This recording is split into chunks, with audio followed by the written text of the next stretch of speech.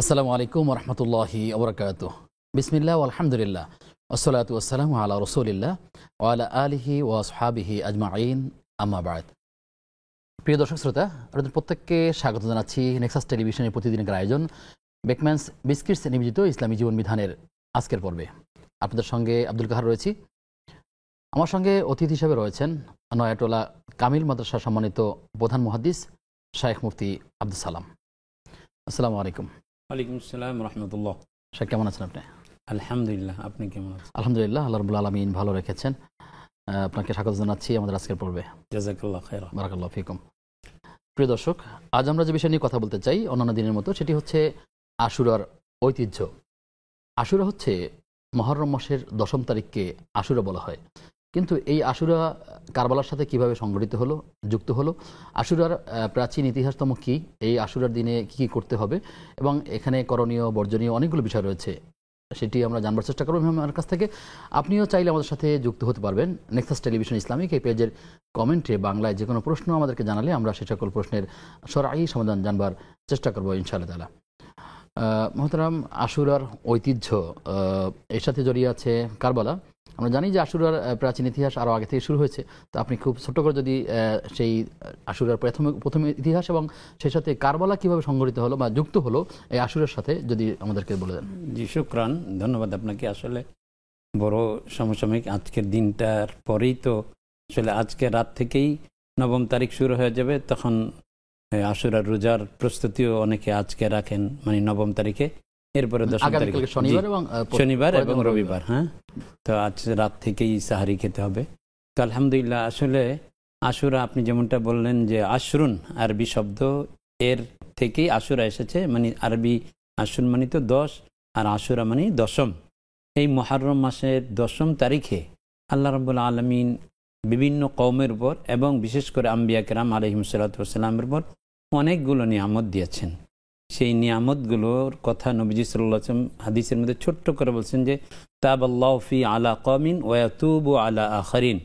আল্লাহ তাআলা অনেক কওমের তওবা কবুল করেছেন, তাদেরকে রহমত দিয়েছেন, বারাকাত দিয়েছেন।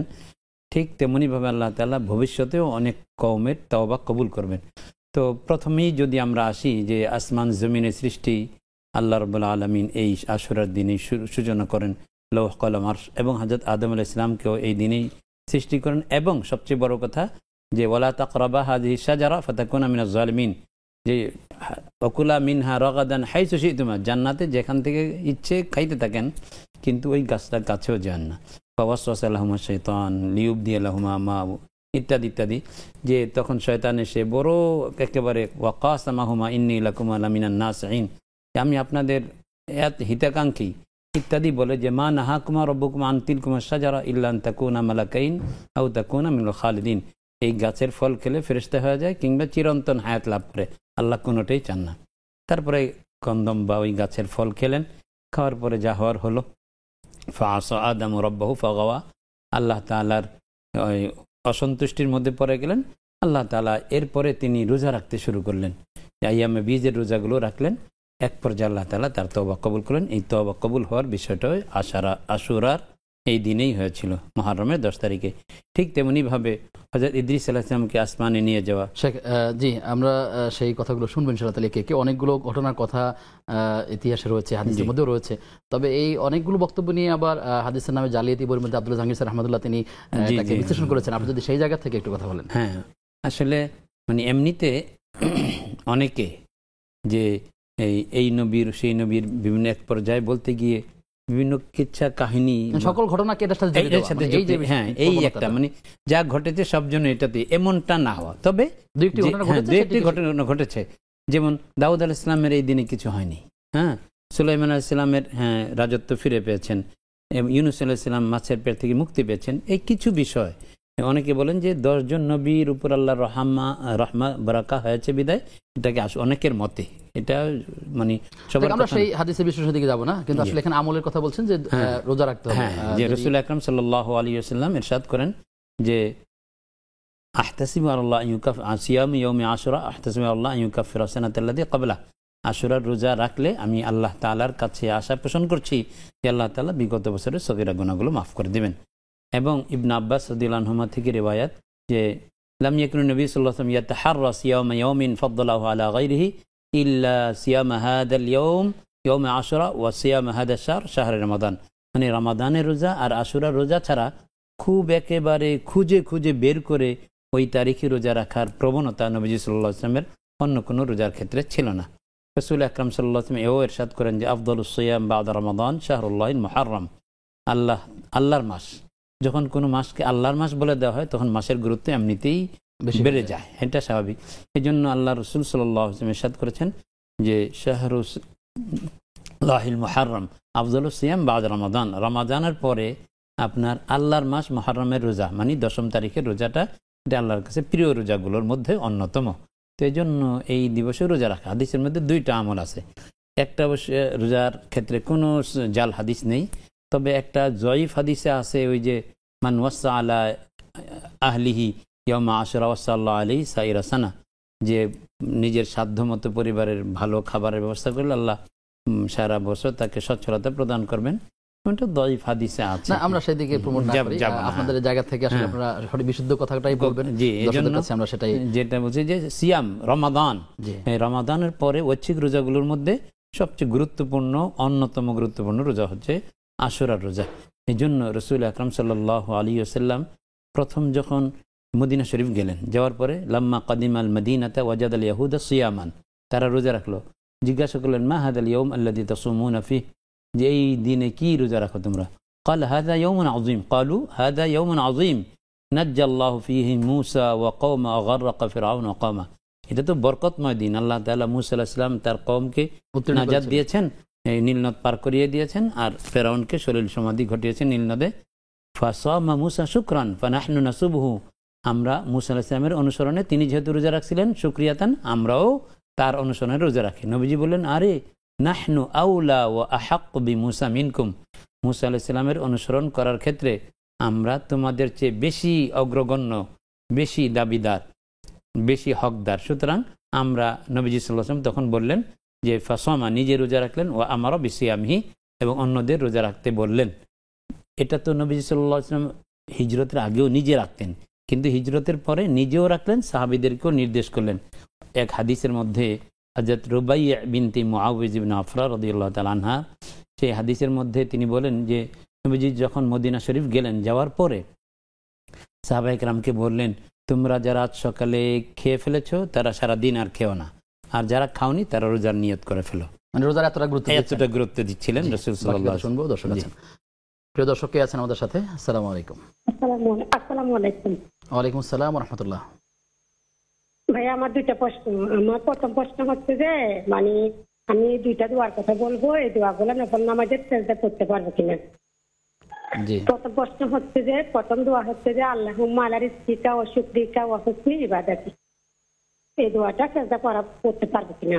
আরেকটা দোয়া হচ্ছে যে ঋণ মুক্তর একটা দোয়া আছে না, আল্লাহুম্মা কিরিনি বিহালালিকা আন হারামিকা ওয়া গিনিনি বিফাদলিকা আম্মান সিয়ক, এটাও মানে সেজদা নফল নামাজের সেজদা করা যাবে কিনা। ঠিক আছে। আরেকটা দোয়া হচ্ছে যে আল্লাহুম্মা কিরিন আল্লাহুম্মা সুবহানা আল্লাহুম্মা রাব্বানা ওয়া বিহামদিকা আল্লাহুম্মা কিরলি। জি, আমরা মোটামুটি আপনার দোয়ার ভাষাগুলো বুঝতে পেরেছি। আপনি থাকুন আমাদের সাথে। মোহতারাম, আমার বোনের উত্তরগুলো যেমন তিনি যে দোয়াগুলোর কথা বলেছেন এগুলো তিনি নামাজের মধ্যে পড়তে পারেন কিনা, কথা এটা। আসলে ফরজ নামাজের মধ্যে সাধারণত নবীজি সাল্লাল্লাহু আলাইহি ওয়াসাল্লাম এগুলো পড়তেন না, আর নফল সুন্নাহ এই সমস্ত নামাজের মধ্যে নবীজি সাল্লাল্লাহু আলাইহি ওয়াসাল্লামের সাজদাগুলো খুবই লম্বা হতো, দীর্ঘ হতো। তার মধ্যে এই যেই দোয়া বোন বললেন আল্লাহুম্মা কফিনি বিহালালিকা আন হারামিকা ওয়া আগনিনি বিফদলিকা আম্মান সিওয়াক, ঋণ মুক্তির জন্য, বিভিন্ন কিছু থেকে মুক্তির জন্য এই দোয়া খুবই ফলপ্রদ, এবং এই দোয়া পড়তেন।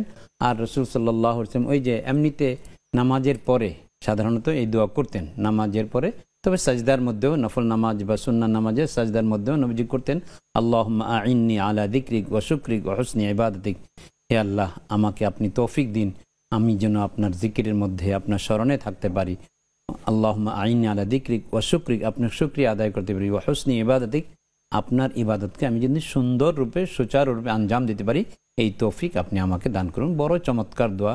বান্দা আল্লাহর পক্ষ থেকে তৌফিক না পেলে আমি কোন কাজটাই ভালো করে করতে পারবো। এজন্য আল্লাহ যেন তার স্মরণ করার জন্য, আল্লাহ যেন তার ইবাদত করার জন্য, আল্লাহ যেন তার শুকরিয়া আদায় করার জন্য, আল্লাহর ইবাদতগুলো সুচারুরূপে আঞ্জাম পুরো দেওয়ার জন্য। সালাতটাই তো এক কথায় একটা দোয়ার একটা অংশ সব, বা হ্যাঁ, দোয়ার একটা সালাত মৌলিক মানেই তো জায়গা। দোয়া। হ্যাঁ, এজন্য সালাতের মধ্যে বিশেষ করে যখন আকরাবু মা ইয়াকুনুল আবদু মির রাব্বিহি ওয়া সাজিদুন, এই সাজদায় গেলে বান্দা আল্লাহর খুব কাছে চলে যায়। এজন্য কাছে গিয়ে যখন আবেদনগুলো বলা হয় তখন অবশ্যই এটা সের গুরুত্ব ফলপ্রদ বিভিন্ন রকম গুরুত্ব থাকে। বেশি বহন করে। জন্য নবীজি সাল্লাল্লাহু আলাইহি ওয়াসাল্লাম এই দোয়াগুলো অবশ্যই পাঠ করতেন। নসের মধ্যে, হাদিসের মধ্যে এগুলো আছে। আমরা যেন ঠিক সালাতের হক আদায় করে আমরা আদায় করতে পারি এবং দোয়াগুলো যারা জানি না তারা যেন দোয়াগুলো শিখে নিতে পারি। আল্লাহ আমাদের সেই তৌফিক দান করুন। আমিন। মোতারাম আপনি বলছিলেন যে সেই রোজার গুরুত্ব হিসেবে সকালবেলায় তিনি বলেছিলেন যারা হযরত রুবাইয়া বিনতে মুআবিজ ইবনে আফরা রাদিয়াল্লাহু তাআলা আনহা তিনি বলেন যে নবীজি মদিনায় গিয়ে আমাদেরকে বললেন, তোমরা যারা সকালে খেয়ে ফেলেছো সারা দিন উপোস থাকো, রোজাদারের মতো থাকো, আর যারা খাওনি তারা রোজার নিয়ত করে ফেলো। তাহলে এই কথা শিশুদেরকেও তাকিদ করেছিল। হ্যাঁ, শিশুদেরকেও তাকিদ করেছিলেন নবীজি সাল্লাল্লাহু আলাইহি ওয়াসাল্লাম। এর দ্বারা এই রোজাটার বিশেষ গুরুত্ব এটা অবশ্যই বোঝা যাচ্ছে। কেননা যদি গুরুত্ব না হবে, বরং গুরুত্ব এত বেশি ছিল যে রমাদানের রোজা ফরজ হওয়ার আগে নবীজি সাল্লাল্লাহু আলাইহি ওয়াসাল্লাম একমাত্র ফরজ সিয়াম হিসেবে এটাকেই পালন করতেন। যখন সুম্মা লাম্মা ফরিদা রমাদান নুসিখা হাদা, যে যখন রমাদানের ফরদিয়ত এসে গেল, রমাদানের রোজা ফরজ হয়ে গেল, তখন এটার ঐচ্ছিক ভাবটা থেকে গেল আর আবশ্যকীয়তা রহিত হয়ে গেল। তো এজন্য যখন কিনা আবশ্যিক ছিল তখন নবীজি সাল্লাল্লাহু আলাইহি ওয়াসাল্লাম সাহাবায়ে কেরামকে এই কথা এই মর্মে বলেন, যারা খেয়েছো তারা আর সারাদিন খেও না, আর যারা খাওনি তারা রোজার নিয়ত করে ফেলো। আমরা জানি যে নফল এর নিয়ত দিনের মধ্যেও করা যায়, দুহা কুবরা, অর্থাৎ যখন কিনা জোহরের ওয়াক্ত হওয়ার 1 ঘন্টা আগ পর্যন্ত করা যায়। যে নবীজি সাল্লাল্লাহু আলাইহি ওয়াসাল্লাম মাঝে মাঝে হাফসা রাদিয়াল্লাহু তাআলা আনহা, উম্মে সালামা রাদিয়াল্লাহু তাআলা আনহা তাদের ঘরে গিয়ে বলতেন, কিছু আছে কি? তো বলতেন, নেই ইয়া রাসূলুল্লাহ। বলেন যে আমি তো রোজার নিয়ত করে ফেলেছি। তো তখন রোজার নিয়ত করা, হ্যাঁ, এটা বোঝা যায় যে দিনেও করা যাবে। তবে ঈদ বা রাতেই নিয়ত করতে হবে, এটা হলো যে নজরে মুআয়্যান, নজরে মুতলাক, সেগুলোর ক্ষেত্রে যে মান্নত করলাম তো এটা যেন রাত থেকেই হয়। তো এই যে মুহররম আসলেই আমাদের সমাজের অনেক ভাই বোনদেরকে দেখা যায় তারা তাজিয়া মিছিল বের করেন, তারা ঢোল নিয়ে মানুষকে জানান দেওয়ার চেষ্টা করেন, এরকম আরো অনেকগুলো কাজগুলো করেন। তারা কারা এবং বিশেষ করে আমাদের অনেক মানুষ মনে করেন তারা হচ্ছে শিয়া, এবং শিয়া কারা বা তাদের কি আকীদা আছে আমরা সেগুলো জানবো। দর্শক আছেন আমাদের সাথে। প্রিয় দর্শক কে আছেন? আসসালামু আলাইকুম। ওয়ালাইকুম আসসালাম। আপনার প্রশ্নটা কি একটু জানাবেন? আমার প্রশ্ন, জি জি, তাহিয়াতুল ওযু নামাজ কি পড়তে করতেই এটা পড়া যায় কিনা? আচ্ছা আচ্ছা, আর কোনো প্রশ্ন আছে আপনার? না, ঠিক আছে। আমাদের জি জি। আর এশার নামাজের ফরজ আর ফজরের ফরজ নামাজে কি সবসময় কি এটা পড়া যায় নাকি? সূরা হাসরের 3 আয়াত। আচ্ছা, ঠিক আছে, আপনি থাকুন আমাদের সাথে। তাহিয়াতুল উযুর কথা বলেছেন আমাদের বোন, এটি কি প্রত্যেক যখনই উযু করবেন তখনই পড়তে পারবেন কিনা? প্রত্যেক সালাতের কথা বলেছেন যে এই সময় তিনি পড়তে পারবেন নাকি? ফজরের ওয়াক্তে যখন আজান হয়ে যাবে তখন উযু করার পরে সুন্নতে ফজর 2 রাকাত ছাড়া আর কোনো নফল পড়া যাবে না, এটা মাকরুহ। আর অন্য ওয়াক্তে আজানের পরে, হ্যাঁ, আজানের পরেই তো সাধারণত পড়বেন তিনি। আর অন্য ওয়াক্তে উযু করার পরে যে আপনার আসরের আজান হলো, জোহরের আজান হলো, আর মাগরিবের আজান হলো, হ্যাঁ, কিংবা আজান হলো কিংবা ওয়াক্ত হয়ে গেল, আজান হলো বা ওয়াক্ত হলো, সেই ক্ষেত্রে তিনি উযু করার পরে তাহিয়াতুল ওযু 2 রাকাত নামাজ পড়তে পারবেন, আপত্তির কিছু নেই। জি। প্রিয় দর্শক, আপনারা দেখছেন বেকম্যানস বিস্কিটস নিবেদিত ইসলামী জীবন বিধান। সময় হয়েছে একটা বিরতির, ফিরছি কিছুক্ষণ পর, সাথে থাকুন।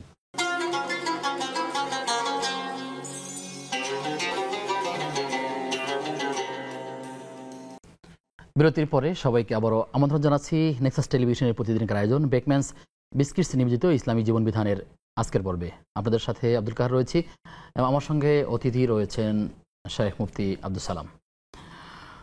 মোহতারাম, আমাদেরকে যে বোন প্রশ্ন করেছিলেন যে এশার ফরজ নামাজ এবং ফজরের পরে তিনি সূরা হাশরের শেষ যে 3 আয়াতের আমল, এটা আসলে করতে পারেন কিনা, কখন করবেন? এটা মূলত এই হাশরের শেষ 3 আয়াত কখন পড়তে হয়? এটা তো ফজরের পরে পড়ার কথা আছে হাদিস শরীফের মধ্যে, যে রাসূল আকরাম সাল্লাল্লাহু আলাইহি ওয়াসাল্লাম ইরশাদ করেছেন যে আউযু বিল্লাহি সামিল আলিম মিনাশ শাইতানির রাজিম, এবং এই দোয়াটা পড়লে, এবং সকাল সন্ধ্যা, হ্যাঁ, সন্ধ্যা বলতে এশারের পরে না, মানে আপনার মাগরিবের বা এই সন্ধ্যাবেলায় গোধূলি লগ্ন ওই সময়টাতে পড়বেন, তাহলে ফজরের পরে পড়া যাবে। আর ওই সন্ধ্যাবেলায় এশারের পরে পড়েছেন বলে এমনি তো কোরআনের কারীমের আয়াত হিসাবে তো পড়া যাবেই, কিন্তু আমল ওজিফা আকারে নবীজি সাল্লাল্লাহু আলাইহি ওয়াসাল্লাম এশার পরে পড়েছেন বলে প্রমাণিত নেই। আচ্ছা আচ্ছা শেখ, আমরা যে বিষয়ে খেলছিলাম যে রাসূল সাল্লাল্লাহু আলাইহি ওয়াসাল্লামের পরিবারের প্রতি যে আমাদের সম্মান মর্যাদা রাখা দরকার, বিশেষ করে আপনি যদি তার নাতিদের কি মর্যাদা রয়েছে, অনেক মানুষ কথা বলার ক্ষেত্রে তাদেরকে অসম্মান করে কথা বলেন কখনো কখনো, তো এই আহলে বাইতের প্রতি কেমন সম্মান রাখা উচিত যদি আপনি একটু বলেন। কেমন সম্মান রাখা উচিত এটা আমরা বিদায় হজের ভাষণে দেখতে পাই যে রাসূল আকরাম সাল্লাল্লাহু আলাইহি ওয়াসাল্লাম, আমরা তো অনেকেই শুধু এইটুকুন পড়ি যে তারাকতু ফিকুম আমরাইন কিতাবাল্লাহ ওয়া সুন্নাত রাসূলি, কিন্তু কোন রিওয়ায়াতের মধ্যে এভাবে আছে তারাকতু ফিকুম কিতাবাল্লাহি ওয়া ইতরাতি, আমি তোমাদের কাছে আল্লাহর কিতাব রেখে গেলাম আর আমার পরিবারকে রেখে গেলাম। অর্থাৎ সুন্নাহ এর বদলে রাসূল আকরাম সাল্লাল্লাহু আলাইহি ওয়াসাল্লাম আহলে বাইত এবং ইতরা পরিবার তাদেরকে রেখে যাওয়ার কথা বলেন। তার মানে সুন্নাহকে আমি আপনি যেভাবে শ্রদ্ধার সাথে গ্রহণ করব, মেনে নিব, বরণ করব, ঠিক সুন্নাহর জায়গায় সুন্নাহর আমলি নমুনা যারা রাসূল আকরাম সাল্লাল্লাহু আলাইহি ওয়াসাল্লাম থেকে সুন্নাহর বাস্তব প্রতিচ্ছবি যারা ছিলেন, যে রাসূল আকরাম সাল্লাল্লাহু আলাইহি ওয়াসাল্লাম আহলে বাইত ওই তো হিরকম তাথীরা। আহলে বাইত বলতে নবীজির যে পরিবারের সদস্যদেরকে বোঝায়। একবার যখন ওই যে নাজরানের খ্রিস্টানদের সাথে মুবাহালার প্রশ্ন আসলো, তখন রাসূল আকরাম সাল্লাল্লাহু আলাইহি ওয়াসাল্লাম হযরত আলী রাদিয়াল্লাহু তাআলা আনহুকে, ফাতিমা রাদিয়াল্লাহু তাআলা আনহাকে, হাসান হুসাইন রাদিয়াল্লাহু তাআলা আনহুকে এবং নিজে স্ত্রীদেরকে এনে বলেন যে আসো। হ্যাঁ, তো আহলে বাইত বলতে তাদেরকে বোঝানো হচ্ছে। সুতরাং রাসূল আকরাম সাল্লাল্লাহু আলাইহি ওয়াসাল্লামের প্রতি আমি আপনি যেভাবে শ্রদ্ধা পোষণ করি, তার নাতিদের প্রতিও শ্রদ্ধাটা ঠিক তদ্রূপ পোষণ করতে হবে। তবে হ্যাঁ, যদি শ্রদ্ধা পোষণ করতে গিয়ে আমি শুধু আশুরাকে কারবালার সাথে যুক্ত করে দিই আর আগের সব ইতিহাস মুছে দিই, সেটা করব না। কিন্তু তাই বলে কারবালের ইতিহাসকে আমি একবারে উপেক্ষাও করব, এমনটাও যেন না হয়।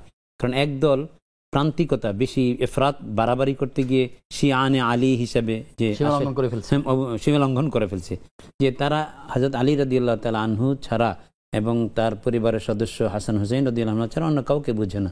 আমি অন্যদেরকে তারা গালমন্দও করে, এমনকি তারা এক পর্যায়ে এই কথাও, আমি ইরান গিয়েছি তো সেখানে দেখছি ওরা সাজদা করে, নামাজ পাটা তো বিভিন্ন জায়গায় রাখে, কিন্তু সাজদা যে করবে এটা কারবালার মাটি দিয়ে তৈরি চারা থাকে, সেগুলোর মধ্যে হাসান হুসাইন ফাতেমা এই নামগুলো থাকে, আলী রাদিয়াল্লাহু তাআলার নাম থাকে, সেগুলোর উপরে গোলাকার কিংবা চতুর্ভুজ ঠিক সাজদার কপালটা ওইটার উপর রাখলে তাদের নামাজ হবে, এমন আকীদা পোষণ করে।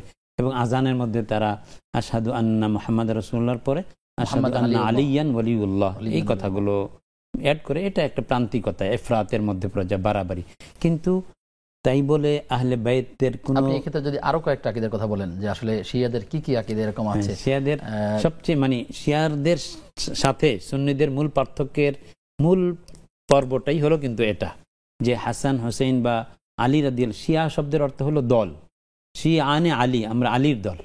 যারা আলী রাদিয়াল্লাহু তাআলা আনহুকে এদের মধ্যে কেউ নাউজুবিল্লাহ খোদার পর্যায়ে স্থান করে ফেলছে, শিরক করে ফেলছে মুশরিকদের মতো। হ্যাঁ, এই যার কারণে হযরত আলী রাদিয়াল্লাহু তাআলা তাদেরকে আগুন দিয়ে জ্বালিয়ে দিয়েছিলেন, যে এটা তো বাড়তে দিলে সামনে মারাত্মক ক্ষতি হবে। তো ইন্না মিন শিয়াতিহি লা ইব্রাহিম, লূত আলাইহিস সালামের, নূহ আলাইহিস সালামের আপনার অনুগত দলের অনুসারীদের মধ্যে ইব্রাহিম আলাইহিস সালাম ছিলেন। তো শিয়াতুন শব্দের অর্থ হলো, শিয়া মানে হলো দল বা অনুসারী। তো আলী রাদিয়াল্লাহু তাআলা আনহুর অনুসারী, এই প্রশ্ন থেকেই তাদের শিয়া বলা হয়। তো সবচেয়ে বড় কথা হলো যে আহলে বাইতদের প্রতি মহাব্বত এটা কোন পর্যায়ে থাকবে?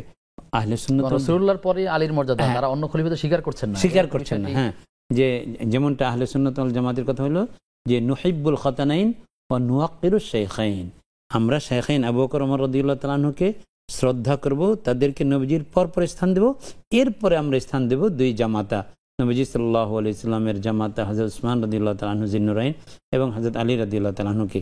কিন্তু তারা এক পর্যায়ে আলী রাদিয়াল্লাহু তাআলা আনহুকে নবীজির পরে স্থান দেয়, আর সব সাহাবীকে। আপনি অবাক হবেন, ইরানের বিভিন্ন মিউজিয়াম এবং জাদুঘরে তৈলচিত্র আঁকা আছে, সেখানে নবীজি সাল্লাল্লাহু আলাইহি ওয়াসাল্লাম বয়ান করছেন তাদের ভাষ্যমতে, সেই নবীজি সাল্লাল্লাহু আলাইহি ওয়াসাল্লামের ছবি দেওয়া আছে এবং তার পাশেই হযরত আলী রাদিয়াল্লাহু তাআলা যুবক দাড়িওয়ালা ছবি দিয়েছেন, আর এই সাহাবীরা বসে আছেন, তার মধ্যে শেষে দুইজন আবু বকর উমর নামে দুইজন বুড়া ছবি দিয়ে পেছনে লিখে দিয়েছে আবু বকর উমর। তা এই চিত্রটা তাদের আকিদার প্রতিফলন ঘটেছে। তার মানে হলো যে রসুলের একবারে কাছের মানুষ হলেন হযরত আলী রাদিয়াল্লাহু তাআলা, আর নাউজুবিল্লাহ আবু বকর উমর রাদিয়াল্লাহু আনহু এখন নরমাল সাহাবীদের একেবারে শেষ কাতারের। এটা রসুল আকরাম সাল্লাল্লাহু আলাইহি ওয়াসাল্লামের বিভিন্ন নস থেকে যে গুইসাব কথা বলছে, এটা অবাক করা কাণ্ড। তখন নবীজি বললেন যে আমানতু বিহি আবু বকরিন ও ওমরু, আমি এটার উপর ঈমান আনি যে আল্লাহ সক্ষম, এবং আবু বকর ঈমান আনে, উমরও ঈমান আনে। তো এগুলোর অর্থ কি? এগুলোর অর্থ দেওয়া হচ্ছে এখানে, এর অর্থ হলো যে আমার পরে খলিফা বিলা ফসল, কোনো বিরতি ছাড়াই আমার প্রতিনিধিত্ব করবে আবু বকর রাদিয়াল্লাহু আনহু, এরপরে হযরত ওমর রাদিয়াল্লাহু তাআলা। নবীজি সাল্লাল্লাহু আলাইহি ওয়াসাল্লাম মরদে মউত, একবার মৃত্যু সজ্জায় আয়েশা রাদিয়াল্লাহু তাআলা আনহাকে বললেন তোমার আব্বাকে ডাকো। তো আয়েশা রাদিয়াল্লাহু আনহা বুঝতে পারলেন যে আব্বাকে ইমামতি দিবেন। ইয়া রাসূলুল্লাহ, আব্বাকে দেন, আব্বা নরম দিলেন মানুষ, আপনার জায়গায় দাঁড়ালে ওনার স্মৃতি কাতর হয়ে পড়বে, তখন উনি একেবারে কান্না করে দেবেন, পারবেন না, তুমি চুপ করে ডাক দাও। তো তখন নবীজি সাল্লাল্লাহু আলাইহি ওয়াসাল্লাম বললেন যে ওয়ায়াবাল্লাহু ইল্লা আবু বকর ওয়ায়াতামান্নাল মুতামান্নুন, কত মানুষ এটার আকাঙ্ক্ষা করবে কিন্তু আল্লাহ আবু বকরকে ছাড়া কাউকে চান না। এগুলোর সবকিছু এমন আরো অনেক নাস আছে যেগুলোর মূল কথাই হচ্ছে যে রাসূল আকরাম সাল্লাল্লাহু আলাইহি ওয়াসাল্লামের পরে খলিফাতুন বিলা ফসলিন, কোনো বিরতি ছাড়াই আবু বকর রাদিয়াল্লাহু তাআলা। আর শিয়ারা বলে যে খলিফা নবীজি সাল্লাল্লাহু আলাইহি ওয়াসাল্লামের পরে আলী রাদিয়াল্লাহু, খেয়ানত করা হয়েছে। তো এখানে যদি কথার কথা নাউজুবিল্লাহ খেয়ানত করা হয়, তো পুরা শরীয়তটাই মখদুস, মানে আপনার শরীয়তের মধ্যে, শরীয়তের গায়ের মধ্যে আঁচড় লেগে যায়, তাহলে শরীয়তের কোন জায়গাটা আরো সুরক্ষিত রইল? তো এই জন্য সবচেয়ে বড় আকীদা হলো যে আহলে বাইত, বিশেষ করে হযরত আলী রাদিয়াল্লাহু তাআলা আনহুকে মর্যাদা কোন পর্যায়ে দেওয়া হবে, এটার দৃষ্টিভঙ্গির আহলে বাইতের মধ্যে থেকে তারা পাঁচজনকে বেশি পাঁচজন বলে তারা, হ্যাঁ এই পাঁচজন যে বললাম, হাসান, হোসেন, আলী, ফাতিমা, এটাও উচিত না। হ্যাঁ, এবং আমাদের অনেকে আলেম ওলামা যখন দোয়া করেন আল্লাহ পাক পাঞ্জাতনের ওসিলায়, অনেকে বলে থাকে এটা বর্জনীয়। এই খোরাফাত গুলো এবং এই রসুমাত, এই বিদাত গুলো না হওয়া চাই। কারণ হাদিসের মধ্যে আপনার দুইটা আশুরা ভিত্তিক সিয়াম এবং কিন্তু দেখুন কেউ মারা গেলে সুখ, হযরত আলী রাদিয়াল্লাহু আনহু ছেলে বা নবীজি দৌহিত্র মারা গিয়েছেন, শহীদ হয়েছেন, মারাই যাননি, শহীদ হয়েছেন। শহীদ হওয়া এটা বেদনা বিধুর, এই বেদনা কখনো দূর হওয়ার না। কিন্তু তারপরেও তো নবীজির নির্দেশ হলো লা ইয়াহিল্লু লিমরিন ইউমিনু বিল্লাহি ওয়াল ইয়াউমিল আখির আন ইউইদ্দা আলা মাইয়িতিন ফাওকা সালাসাতি আইয়াম। আল্লাহ বিশ্বাস করে তারা 3 দিনের বেশি শোক করতে পারে না। যখন মুহররম আসবে, যখন কারবালা আসবে, মনে তো বেদনা বিধুর সেই স্মৃতি মনেই হবে, কিন্তু এর প্রকাশ তো আমি ঘটাতে পারবো না। তারা তো প্রকাশ ঘটাচ্ছে, তাজিয়া, হায় হোসেন, হায় এই সেই ইত্যাদি করে। এবং নারী একটি বিষয়, সেই 61 হিজরি ঘটনা, কারবালা প্রান্তরের ঘটনা, সেখানে হযরত হোসেন রাদিয়াল্লাহু তাআলা শাহাদাত বরণ করেছেন। সেই ঘটনাকে কেন্দ্র করে বা তার স্মৃতিচারণ করে কোনো মানুষ কি তার পিঠে চাবুক মেরে মেরে রক্তাক্ত করা, গালের মধ্যে আঁচড়ে রক্তাক্ত করা, এরকম বেশি কান্নাকাটি করা, এগুলো করার বিষয়ে ইসলামের কি সতর্কতা রয়েছে আমরা জানবো। দর্শক আছেন, দর্শক কে আছেন? আসসালামু আলাইকুম। আসসালামু আলাইকুম, আমি মোহাম্মদপুর থেকে সুমি বলছিলাম। আমার প্রশ্নটা, আমি গত 3 মাস যাবত অসুস্থ, মানে আমার পিরিয়ড জনিত অসুস্থ, মানে মাঝে দিনে 1-2 সামান্য ব্লিডিং হয়। তো আমি দিনে এমনিতেই গোসল করি, পরে যখনই নামাজ পড়ি ভালো করে বাথরুম পানি ইউজ করে নামাজটা পড়ি। এই অবস্থায় নামাজ পড়তেছি গত 3 মাস যাবত। আমার নামাজটা হবে কিনা বা এই অবস্থায় আমার রোজাও হবে কিনা, আমাকে অপারেশন করতে হবে। আমি ইনশাআল্লাহ সব দিক দিয়ে সুস্থ থাকলে আমি সামনে মাসে অপারেশন করব। তো এই অবস্থায় আমার রোজা এবং নামাজ হবে কিনা এটা জানতে চাচ্ছিলাম। জি বোন, আপনি থাকুন। আমাদের বোন তিনি যেমন অসুস্থ, তার জন্য দোয়া করি আল্লাহ তাআলা তাকে সুস্থতা দান করেন। এবং তিনি বেশ কয়েক মাস থেকে অসুস্থ, 3 মাসের কথা বলেছেন। ঠিক ওই অবস্থাটাও তো আপনি শুনেছেন যে পবিত্রতা লাভ করতে তার অনেক কষ্ট হয়, তিনি নামাজ শুরু করেন আবার। তো আসলে এই অবস্থায় যদি তিনি সালাত এবং সিয়াম রাখেন, সেক্ষেত্রে কি করবেন? আসলে বোনের এটা মেয়েলি বিষয়ক মাসালা, মহিলাদের থেকে, আলেমা মহিলা থেকে জানলেই ভালো হতো। তবু যেটা আমরা সামান্য তার কৌতূহল নিবারণের জন্য উত্তর দিচ্ছি, তা হলো যে যদি এই মানে সারা মাস ধরে ব্লিডিং হওয়ার আগে নির্দিষ্ট কিছু আদত ছিল যে এই মাসে এই 10 দিন এরকম বা 8 দিন এরকম যে আদত ছিল, যখন 1 মাস এই আদত মানে অভ্যাসটা ছাড়িয়ে গেল, তো অভ্যাসের 8 দিনের বেশি যা হয়ে গেল, 6 দিনের বেশি যা হয়ে গেল, পুরোটাই তার ইস্তেহাজা বা ব্লিডিং পিরিয়ড ধরতে হবে, তখন নামাজ রোজা তাকে করতে হবে। আর প্রথম 10 দিনের মধ্যে 8 দিন বা চেঞ্জ হয়ে অভ্যাস চেঞ্জ হয়ে গিয়ে 10 দিনের মধ্যে যদি বন্ধ হয়ে যায়, তাহলে তাকে কোনো কিছু করতে হবে না, মানে ওই 10 দিনের রোজা নামাজ আপনার নামাজ পড়তে হবে না, রোজাটা তাকে কাজা করে নিতে হবে, এই আর কি।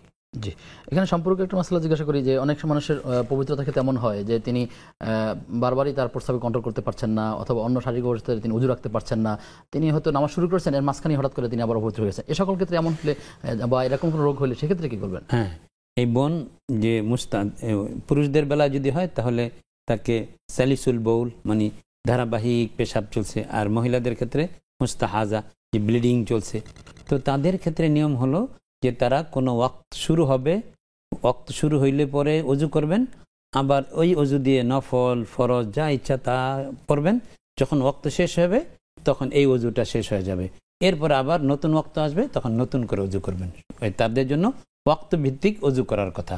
এখন ওই তার পেশাব পরে যাক আর তিনি ধরতে পারেন বা না পারেন, তাকে ওই নামাজ ওই ওয়াক্তের মধ্যে একবার অজু করলেই তাকে পুরো ওয়াক্তের নফল ফরজ ইত্যাদি তিনি আদায় করতে পারবেন। বোনের বেলাও তাই। আচ্ছা আচ্ছা, তো যেই প্রশ্নটি করেছিলাম আমরা সেটা জানবো বিরতির পর ইনশাআল্লাহ তাআলা। বিরতির আগে টেলিফোনে যুক্ত আছেন না দর্শক, কে আছেন আমাদের সাথে? আসসালামু আলাইকুম। আসসালামু আলাইকুম। ওয়ালাইকুম আসসালাম। আমরা যে সুর সেজদাটা দিই, সুর সেজদা কি ফরজ সুন্নত নফল সব নামাজে দেওয়া লাগে নাকি শুধু ফরজ নামাজে দেওয়া হয়? জি ঠিক আছে বোন, আপনি থাকুন আমাদের সাথে, আমরা উত্তরটা দিব বিরতির পর ইনশাআল্লাহ তাআলা। প্রিয় দর্শক, আপনারা দেখছেন ইসলামী জীবন বিধান, সময় হয়েছে আবার একটা বিরতির, ফিরছি কিছুক্ষণ পর, সাথে থাকুন।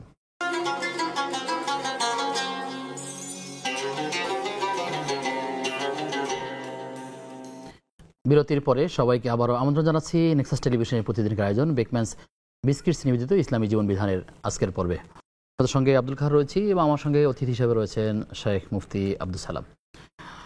মোহতারাম, বিরতির আগে আমাদেরকে যে বোন প্রশ্ন করে রেখেছিলেন যে সাহু সেজদা এটা কি ফরজ নামাজের জন্য দিতে হবে নাকি সকল নামাজে ভুল হইলেই দিতে পারবেন?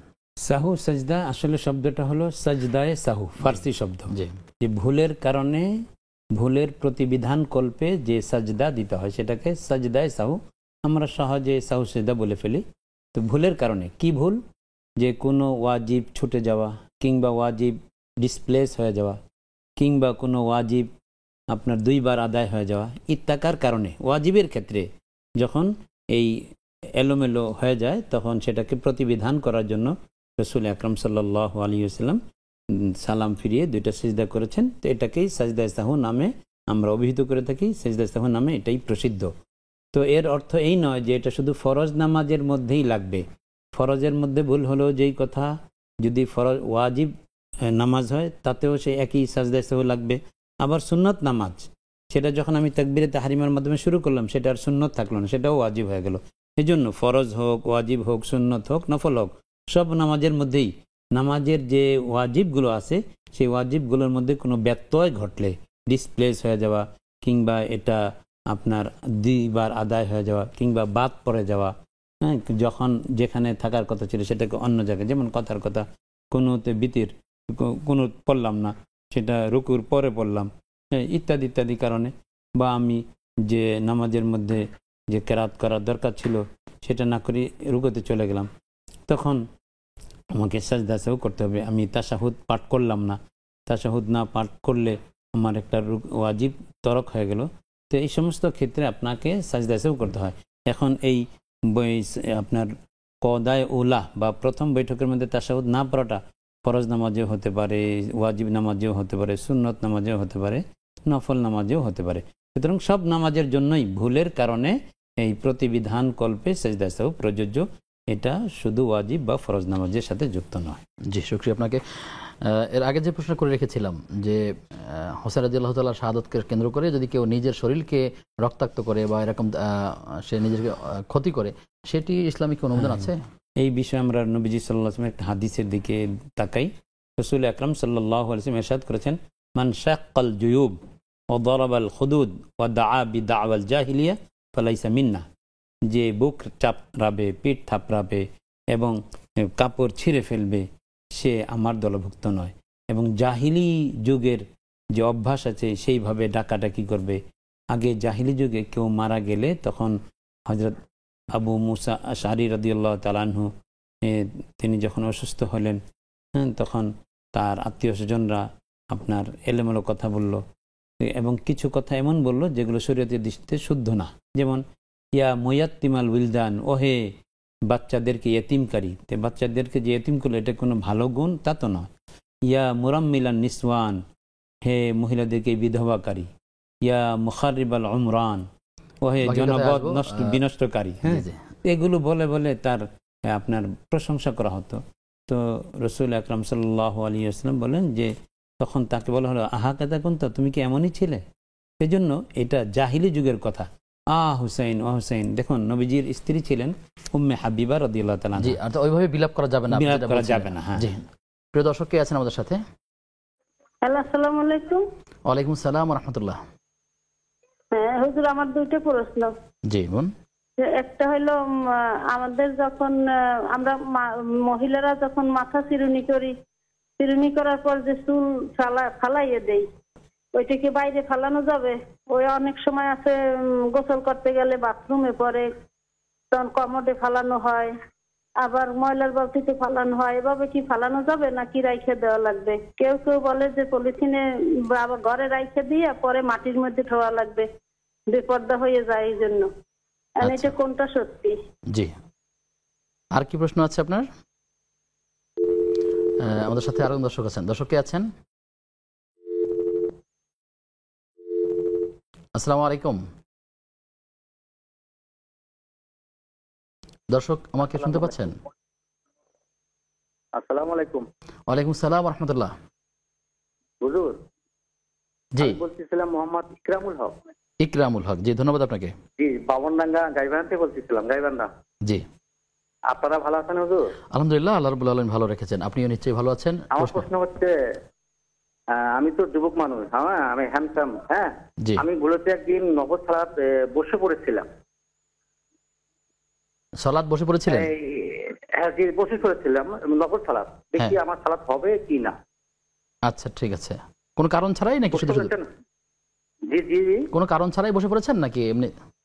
এমনিতে ভুলেতে মানে শখ করি বসে পড়েছিলাম। আচ্ছা, নগদ সালাতটা এটা আমার হবে কি না। ঠিক আছে, আপনি থাকুন আমাদের সাথে, আমরা জানবো ইনশাআল্লাহ তাআলা। আমাদের বোন যে যেটা জানতেছিলেন যে মাথার চুল আঁচড়ানোর পরে কিছু চুল পড়ে যায়, সেটি কিভাবে সংরক্ষণ করবেন বা কি করা উচিত? হ্যাঁ, আসলে আমাদের শরীরের যে অঙ্গ প্রত্যঙ্গ যেগুলো নখ কর্তন করি বা চুল পড়ে যায়, এগুলোর ক্ষেত্রে আদব হলো যে আমি এই অঙ্গ প্রত্যঙ্গ নিয়েই কিন্তু মানুষ। একজন মানুষের পুরো শরীরের প্রত্যেকটা অঙ্গই সম্মানিত। এই জন্য এই সম্মান রক্ষা করবে আপনার যদি শরীরের কোনো কিছু পড়ে যায়, এটাকে রেখে দিয়ে একসাথে মাটিতে পুঁতে ফেললে এটা হলো আদব রক্ষা করা। এটা সাহাবায়ে কেরাম থেকে এই আমল প্রমাণিত। সেই জন্য বোন যেটা বলছেন যে অনেকে বলে মাটিতে পুঁতে রাখা, এটাই সবচেয়ে ভালো এবং মহিলাদের পর্দার বিষয়ের সাথে যুক্ত আছে। কিন্তু যদি বাহিরে ফেলে দেন তাহলে এটা নাজায়েজ হবে না। কিন্তু বাহিরে ফেলে দেওয়ার পরে তার শরীরের ওই চুলগুলো যদি ময়লা আবর্জনার মধ্যে বা নখগুলো ময়লা আবর্জনার মধ্যে পড়ে, তাহলে বুজুর্গানে দিন বলেন অভিজ্ঞতা দেখা যাচ্ছে তার পেটের পীড়াজনিত কোনো অসুবিধায় তিনি ভুগেন। সেই জন্য যথারীতি মানব দেহের অঙ্গগুলো এগুলো কিন্তু সম্মানিত। যে একটা মানুষ মারা গেলে যেমন দাফন করে ফেলি, তার অঙ্গ প্রত্যঙ্গ সেইভাবে যদি সুযোগ থাকে একসঙ্গে করে এরপরে মাটিতে পুঁতে রাখা, এটা হলো এই মানুষের চুল নখ নিয়ে মানুষ নাকি আবার জাদু করে কাউকে ক্ষতি করে, এই জন্য সেক্ষেত্রে যদি কেউ ফেলতে হয় সেক্ষেত্রে বিসমিল্লাহ বলে ফেলে দিলে সেই আশঙ্কা থেকে মুক্ত থাকবে। জি জি জি, হ্যাঁ, বিসমিল্লাহ বলে ফেলে দিলে অবশ্যই সেই আশঙ্কা থেকে তিনি মুক্ত থাকবেন। জি, শুকরিয়া। আমাদের ইকরামুল হক ভাই তিনি যেটা বললেন যে তিনি শক্তি সামর্থ্য সবই আছে, কিন্তু কোনো কারণে তিনি বসে সালাত আদায় করেছেন, নফল সালাত। এখন তারা সালাত এভাবে আদায় করলে হবে কিনা? হ্যাঁ, সালাতগুলোর মধ্যে কিছু আছে ফরজ, কিছু আছে ওয়াজিব, কিছু আছে সুন্নাহ। সুন্নাহর মধ্যে আবার মুআক্কাদা এবং গায়ের মুআক্কাদা আছে। তো যে সালাতগুলো ফরজ, যেগুলো ওয়াজিব এবং যেগুলো সুন্নতে মুআক্কাদা, এগুলোর ক্ষেত্রে বসে পড়ার সুযোগ নেই, এগুলোর মধ্যে কিয়াম করতে হবে। তবে যদি অসুবিধা হয় তাহলে তো কোনো না, তিনি কথা বলছেন নেই। কোনো অসুবিধা নেই, নেই। শুধু শুধু এখন নফল নামাজ, তিনি নফল নামাজ পড়েছেন বসে উজর ছাড়া, তো নফল নামাজের মধ্যে কিয়াম করা বা দাঁড়িয়ে পড়াটা ফরজ না। যদি কেউ ইচ্ছা করে তাহলে তিনি বসে পড়তে পারবেন। সেই সুবাদে ভাই যে বসে নফল আদায় করছেন তার নফল হয়ে গেছে। তবে ওজর ছাড়া বসে নফল পড়লে, দাঁড়িয়ে নফল পড়লে যে সওয়াব হতো, নিসফু ফালাহু নিসফু আজরিল কাইম, হাদিসের মধ্যে এই কথা স্পষ্ট আছে যে যিনি দাঁড়িয়ে সালাহ নফল আদায় করতেন তার যে সওয়াব হতো, যিনি অসুস্থতা বসে পড়ার কারণে অর্ধেক পাবেন। অর্ধেক পাবে সওয়াব। এটা প্রিয় দর্শক কে আছেন? আসসালামু আলাইকুম। ওয়ালাইকুম সালাম ওয়া রাহমাতুল্লাহ। হযরত, আমি নারায়ণগঞ্জ থেকে মোহাম্মদ জাবের হোসেন বলছি। জি জাবের ভাই, প্রশ্ন। হ্যাঁ, আমি প্রশ্ন একটাই, আমি পিছনের উমরি কাজা গুলি কি নিয়মে আদায় করতে পারি? আমি কি একসাথে 5 ওয়াক্ত এই নামাজের এক বসায় পড়তে পারবো কি না, একটু দয়া করে জানাই দিবেন। জি ঠিক আছে, জি, আসসালামু আলাইকুম। আপনি থাকেন আমাদের সাথে। শেখ, এই প্রশ্নটি নিয়ে একটু বিস্তারিত বলতে হয় ভূমিকাতে। ওমরি কাজা বা পিছনের ছুটে যাওয়া সালাত, অনেক মানুষ যখন তার উপলব্ধি হয় যে আমার পড়া দরকার, কেউ হয়তো শুরু করেছেন কিন্তু 2 বছর পড়ার পরেই কিন্তু তিনি হয়তো চলে গেছেন দুনিয়া থেকে, কিন্তু তার নামাজ আছে হয়তো আর 20 বছরের। আসলে এই যে প্রক্রিয়াটা বা প্রত্যেকটা ওয়াক্তের সাথে ডাবল ডাবল পড়া, এই প্রক্রিয়াটাকে সুন্নাহসম্মত কিনা, আসলে কি বলবেন এক্ষেত্রে? আসলে ওমরি কাজার বিষয়টা এসেছে রাসূল আকরাম সাল্লাল্লাহু আলাইহি ওয়াসাল্লাম খন্দকের যুদ্ধে, আযাবের যুদ্ধে। তিনি যখন মদিনা শরীফে খন্দক পরীক্ষা খনন করার মাধ্যমে মদিনা রক্ষার ব্যবস্থা করলেন, সালমান ফারসি রাদিয়াল্লাহু তাআলা আনহু তিনি পরামর্শ দিলেন। তখন কাফেরদের সাথে ওই যুদ্ধ অবস্থানের কারণে, যুদ্ধ অবস্থার কারণে রাসূল সাল্লাল্লাহু আলাইহি ওয়াসাল্লাম জোহর, আসর, মাগরিব এই 3 ওয়াক্তের নামাজ কাজা হয়ে গিয়েছিল। তো এশার নামাজের ওয়াক্ত যখন হলো তখন নবীজি সাল্লাল্লাহু আলাইহি ওয়াসাল্লাম এই সবগুলো নামাজ পড়লেন। তো প্রথমে জোহরের কাজা পড়লেন, এরপরে আসরের কাজা, সেটা তো একদিনের মধ্যে করেছেন। কিন্তু এখান থেকে ফুকাহায়ে কেরাম এই মাসআলাটা বলেন যে যেহেতু ওই দিনের কাজাগুলো নবীজি সাল্লাল্লাহু আলাইহি ওয়াসাল্লাম তরতিব ওয়ার করেছেন, তো যখন কিনা মানুষের বোধোদয় হয়, প্রাপ্তবয়স্ক হওয়ার পরে তিনি নামাজ পড়েন না, বোধোদয় হওয়ার পরে তিনি ওই পেছনের এগুলো, এই কথাগুলো আরো বিস্তারিত শুনবো আমাদের সাথে বিরতির পরে এসে ফিরে ইনশাআল্লাহ। প্রিয় দর্শক, আপনারা দেখছেন ইসলামী জীবন বিধান। সময় হয়েছে সর্বশেষ বিরতির, ফিরছি কিছুক্ষণ পর, সাথে থাকুন।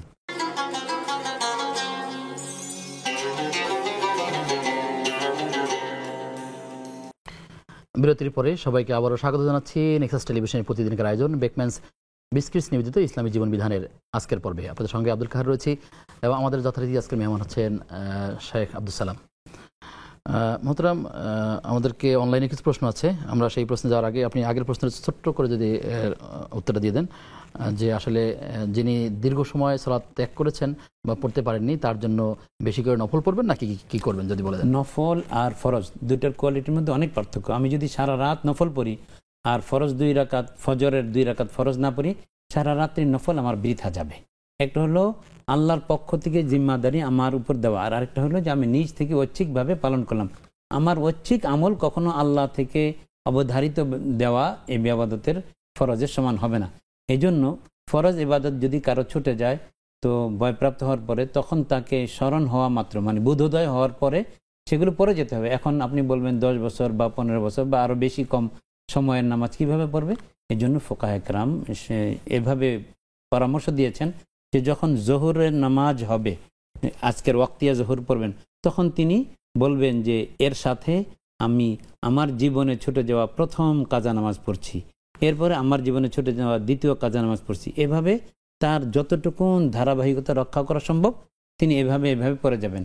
তবে আসরের পরে কোনো কাজা পড়বেন না, উমরি কাজা, এবং ফজরের পরে কোনো উমরি কাজা পড়বেন না।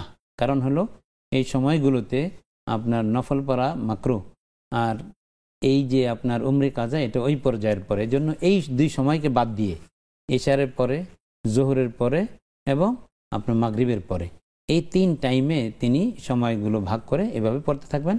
আর সবচেয়ে বড় কথা যে এই পড়াটাই তাকে যেন এই কথা মনে করিয়ে না দেয় যে আমি তো আমার এই পড়ার মাধ্যমে আমি আমার প্রতিবিধান করে ফেললাম, এটা পরিপূরক হয়ে গেল। আসলে তা না, বরং সর্বদাই তার দিলের মধ্যে অস্থিরতা, তওবা এবং নাদামা, অনুশোচনা এটা থাকতে হবে যে আমি যেই ভুল করেছি এটার আসলে কোনো প্রতিবিধান নেই, তা আমি যতটা পারছি আল্লাহর কাছে এটা পেশ করছি। কথার কথা, আমার যখন খুব পিপাসা পেয়েছে তখন আমি বললাম যে ভাই 1 গ্লাস পানি দেন, আপনি ওই সময়টা দিলেন না, আমি ওই সময়টা অন্য কোনোভাবে পিপাসা নিবারণ করলাম, 2 ঘন্টা পরে যদি আপনি আমাকে পানি এনে দেন, সেই পানি আমি গ্রহণ করব। ঠিক এমনটাই এভাবেই বুঝি যে আল্লাহ যেই সময় অবধারিত ফরজ করেছিলেন সেই সময় না পড়লে আমি যদি অন্য সময় পড়ি তাহলে আল্লাহ এটা কবুল করতেও পারেন, নাও করতে বছর পরে আদায় করলেও তো সেই অনুভূতি চলে আসবে, এই অনুভূতি আসবে। আপনি যে উদাহরণটা দিয়েছেন এখন, যে এই জন্য যে এই পড়াটা যেন আমি আল্লাহ তাআলার কাছে পেশ করছি। কাজা বলাই হয় যে মানে রদ্দু মিসলিল ওয়াজিব, যাহা আমার উপর ওয়াজিব ছিল এর মতো কিছু আমি অর্পণ, তাসলিমু মিসলিল ওয়াজিব। তিনি চেষ্টা করবেন আর চেষ্টা করবেন আল্লাহর কাছে তওবা ইস্তেগফারের ভাব ধারাবাহিকতা বজায় রাখবেন, এটা হলো মূল কথা। অনলাইনে প্রশ্ন আছে, রাজু শাহাবুদ্দিন আইডি থেকে প্রশ্ন করেছেন যে কবরের আযাব নিয়ে কোরআনে কোনো আয়াত বা সূরা আছে কিনা, বা এই বিষয়ে তো জান্নাত জাহান্নামের অনেকগুলো বর্ণনাই আছে, কিন্তু কবরের আযাব বিষয় আছে কিনা? আসলে কবরের আযাবের বিষয় স্পষ্টভাবে না থাকলেও সূরা আপনার নুন ইন্না আরসালনা নূহান, এই সূরার মধ্যে আপনার ইয়াউমা তাকুমুস সাআহ ওয়া ইয়াউমা তাকুমুস সাআহ আদখিলু আলা ফিরআউনা আশাদ্দাল আযাব আন-নার ইউরাদুন আলাইহা গুদুওয়ান ওয়া আশিয়া। দেখুন এখানে আল্লাহ রাব্বুল আলামিন কি সুন্দর করে বলছেন যে আন-নার ইউরাদুন আলাইহা গুদুওয়ান ওয়া আশিয়া, সকাল সন্ধ্যায় ফিরআউনের বাহিনীকে আগুনের কাছে পেশ করা হয়, মানে আগুনের শাস্তি দেওয়া হয়। ওয়া ইয়াউমা তাকুমুস সাআহ, আবার কিয়ামতের দিন তাদেরকে কি বলে, আদখিলু আলা ফিরআউনা আশাদ্দাল আযাব, যে তাদেরকে কঠিন শাস্তির মধ্যে নিয়ে যাও। তো কঠিন শাস্তি বলে এটা তো জাহান্নামের কথা বোঝানোই হচ্ছে, ওয়াউমাল কিয়ামা, কিয়ামতের দিন কঠিন শাস্তির দিকে নিয়ে যাও, মানে জাহান্নামের শাস্তি। তো এর আগে যে আগুন সকাল সন্ধ্যা, ওইটা কোন আগুন? এই জন্যই ওলামায়ে কেরাম বলেন যে কোরআনে কারীমে আযাবে কবরের কথা, আযাব। হ্যাঁ, যাই হোক, আসলে আল্লাহ তাআলা আমাদেরকে যে বিধান দিয়েছেন আমরা সেই বিধানগুলো যেন সঠিকভাবে পালন করি, আল্লাহ আমাদের সেই তৌফিক দান করুন। মাহফুজা মুস্তাফা আইডি থেকে প্রশ্ন করেছেন যে কাবার চারপাশে তওয়াফ করলে কি রকম সওয়াব পাওয়া যায় উমরা ছাড়া? এটিতে এমনি উমরার মধ্যে তো তোয়াফটা হলো তার উমরার রুকন, উমরার 2টা ফরজ, একটা হলো ইহরাম বাঁধা আর একটা হলো তোয়াফ করা। তো এটা তো উমরার ফরজ, কিন্তু উমরার বাইরে ওলামায়ে কেরাম বলেন যে বেশি বেশি উমরা করার চাইতে বেশি বেশি তোয়াফ করার ফজিলত। এবং ইবনে মাজাহ শরীফের একটা হাদিসের মধ্যে যার আমল নামায় আপনার 50টি তোয়াফ পাওয়া যাবে, আল্লাহ তাআলা তাকে বিনা হিসেবে জান্নাত দিবেন মর্মে বর্ণিত আছে। এই জন্য ওলামায়ে কেরাম বলেন যে কাসরাতে উমরা সে কাসরাতে তোয়াফ বেহতর হয়। তার মানে হলো যে বেশি বেশি উমরা করার চাইতে বরং তোয়াফ বেশি করাটার মধ্যে সওয়াব বেশি। তাই যত বেশি পারবো আমি উমরা করব, কারণ আমি ভিসার সময়টা আর তো জীবনে দ্বিতীয়বার পাবো না, বরং এটা আমার জীবনের একটা মাহেন্দ্রক্ষণ। এই জন্য এই মাহেন্দ্রক্ষণ, আর আমি তো আমার এলাকার মসজিদে এসে তোয়াফ করলে সেটা কাবার তোয়াফ হবে না। এই জন্য আমরা বিভিন্ন মসজিদে গিয়ে যে নফল নামাজ পড়ি, কাবার মধ্যে নফল নামাজ পড়ার চাইতে নফল তোয়াফ করার ফজিলত বেশি। তাই হলো যে আপনার তো বেশি উমরা করার চাইতে ওলামায়ে কেরাম বলেন যে হাদিসের আলোকে বেশি বেশি তোয়াফ করা ফজিলত বেশি। অনলাইনে প্রশ্ন আছে, সৈয়দা মিম আইডি থেকে প্রশ্ন করেছেন যে একজন বোন, হজ ফরজ হবে আগামী বছর, কিন্তু যিনি মাহরাম আছেন তার সাথে যেতে আমি কমফোর্ট ফিল করছি না, তার ভাইয়ের কথা বলছেন। এখন অপেক্ষা করলে কি আমার গুনাহ হবে কিনা, সেক্ষেত্রে আমি কি করব, বা পরের বছরে যাব নাকি ভাইয়ের সাথে যাব? তিনি তাকে সাথে যাওয়াটাকে ভালো মনে করছেন না। কমফোর্ট ফিল করা 2টা কারণ, একটা হলো যে মাহরাম কিন্তু নিজেকে নিরাপদ ভাবছেন না। হ্যাঁ, যদি এমন হয় তাহলে তিনি আরো বিলম্ব করবেন। আর যদি ভাইয়ের সাথে দ্বন্দ্বমূলক হয় তাহলে আপনার সেটা বিলম্ব করা ঠিক হবে না। মাহরাম 2 ধরনের হয়, যে এক ধরনের মাহরাম তার সঙ্গে গেলে আমি নিজের জীবনের ব্যাপারে সবকিছুর ব্যাপারে নিরাপত্তা আস্থা রাখতে পারছি, এমন মাহরাম যদি পাওয়া যায় যার উপর আস্থা রাখা যায়, নিজের সম্ভ্রম ইজ্জত সম্মান ইত্যাদি সব বিষয়, তাহলে বিলম্ব করা যাবে না। আর যদি মাহরাম এমন মানের হয় যে মাহরাম বটে কিন্তু তার উপর আমি নিশ্চিত হতে আস্থা রাখতে পারছি না, তাহলে বিলম্ব করা যাবে। যতক্ষণ পর্যন্ত আস্থাভাজন মাহরামের টাকার জোগাড় না হবে ততক্ষণ পর্যন্ত তার উপরও হজ ফরজ। সংক্ষেপ কথা হচ্ছে, অনেক বোন এমন আছেন যার সামর্থ্য আছে হজে ওমরা যাওয়ার মতো, কিন্তু তিনি ভাবছেন তার বিয়েটা হলে তার হাজবেন্ডকে নিয়ে যাবেন, তার যদিও এই পরিমাণ টাকা আছে যাওয়ার জন্য, সেক্ষেত্রে তিনি ওয়েট করতে পারেন কিনা? অবশ্যই পারবেন, কারণ একজন মহিলার শুধু নিজের টাকা হইলেই তার উপর হজ ফরজ হয় না। যতক্ষণ পর্যন্ত তার টাকায় আরেকজন মাহরামকে নেওয়ার মতো জোগাড় না হবে ততক্ষণ পর্যন্ত তার উপর ফরজ হবে না। জি, আপনাকে ধন্যবাদ জানিয়ে আপনার থেকে বিদায় নিচ্ছি। জি, ধন্যবাদ। প্রিয় দর্শক, আপনারা দেখছিলেন ইসলামী জীবন বিধান। আমরা যতগুলো বিষয়ে কথা বলেছি, আল্লাহ তাআলা আমাদেরকে আমল করবার তৌফিক দান করুন। আজ এ পর্যন্তই। আগামী অনুষ্ঠান দেখবার আমন্ত্রণ জানিয়ে আজকের মতো বিদায় নিচ্ছি। আসসালামু আলাইকুম ওয়া রাহমাতুল্লাহি ওয়া বারাকাতুহু।